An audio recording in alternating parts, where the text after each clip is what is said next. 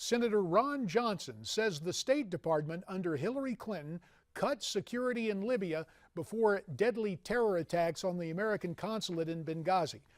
For additional security in Libya, but says a number of security upgrades like concrete barriers were put in place.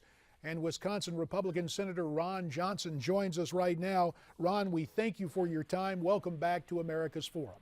Hey, JD, how you doing? Doing fine, sir. Obviously, we continue to be concerned about this Benghazi story. Ron, you say a dereliction of duty by Secretary of State Clinton led to the deaths of Ambassador Stevens and 3 other Americans in Libya. That's a profound charge. Can you explain your reasoning on this? Sure, because it is true, and actually PolitiFact in Wisconsin has just issued an article that said my claims that not only did they deny the request for additional security, they actually ramped down security was 100% true.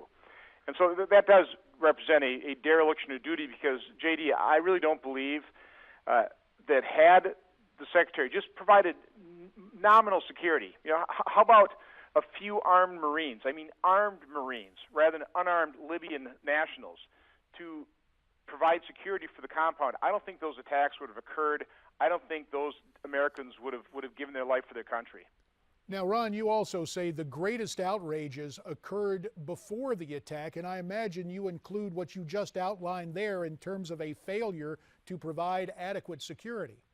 Yeah, again, I don't believe those Americans before the attack, and I imagine you include what you just outlined there in terms of a failure to provide attack, JD. Nobody knew that this thing would end within 12 hours, and yet this administration sent no assets, no help whatsoever. That is outrageous. We do know that President Obama and Secretary Clinton, about the only thing we knew they did during the attacks was they spoke at 10 o'clock.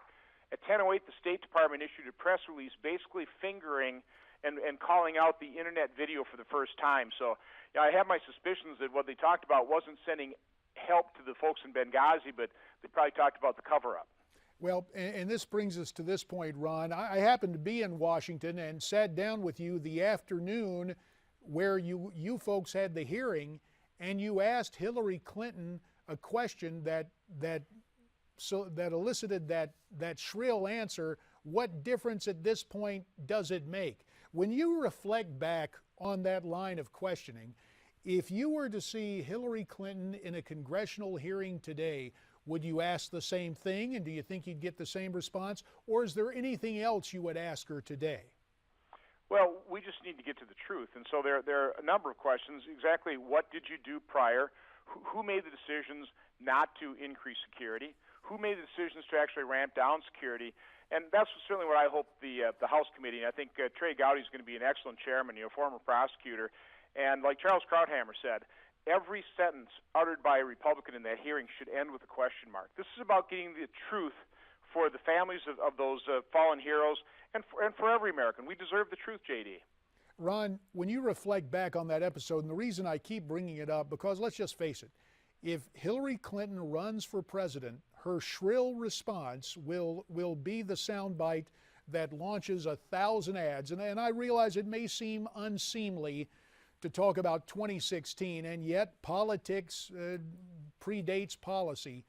Just for you personally, when you asked that question to the Secretary of State and she responded in such a shrill manner, did that take you by surprise? It was surprising because, JD, it was a pretty simple question. All I said is, why didn't you call the survivors? Just pick up the phone, talk to them. You would have ascertained immediately that there were no protests. The attack started at 9:40. So you wouldn't have had to mislead the American public for 2 weeks. So no, it was pretty simple. But I think the reason she reacted so testily is I think she fully understood her culpability, her dereliction of duty. And, you don't really have to go much further than really think about what she did on the tarmac of Andrews Air Force Base. When she was representing America, what she should have been doing is offering sincere condolences for the nation to the family members of those four dead Americans. But instead what she did is she seized the opportunity to plant and perpetuate the cover-up of her dereliction of duty. I just feel that is a craven, or was a craven, political act. And I'm just asking Americans, put yourself in her position. Is that what you would have done? or have you displayed genuine human emotion and genuine compassion and just offer those condolences? I think that's what most Americans are doing, and I'm hoping Americans look at that and decide, I don't think we want this person as President of the United States. Ron, you made mention of the Select Committee being assembled in the House, and of course, no sooner did the House vote in favor of that resolution than the Senate Democrat leader, Harry Reid, as the majority leader, said there would be no such panel in the Senate. So I'm just wondering, I know you look at the other body with more than casual interest, and you outlined the capability of Trey Gowdy as a prosecutor, etc. But what do you think the Democrats are going to do on the House side? Do you expect them to participate in this, or will they continue to sit on their hands and not name 5 members of the Select Committee? I mean, they're going to try and obstruct this process as best they can. And, JD, what's really frustrating here in the Senate is the lack of curiosity, whether it's Benghazi, whether it's the targeting of President Obama's political opponents in the IRS scandal. I mean, across the board, there's just no curiosity, no genuine oversight occurring in the Senate. So we have to look to the House to hold this administration accountable. Ron, you came to the U.S. Senate by defeating Russ Feingold in an election that surprised many. You've been in the Senate for a time now. As you reflect on your service in the Senate thus far, what has been the biggest surprise? We have about a minute. As you reflect on your service in the Senate thus far, what has in the Senate, whether it's the nuclear option, the fact that we haven't passed an appropriation bill in the United States Senate, a prioritized appropriation bill in 2 years, it'll probably be 3. Once 2014 is in the books.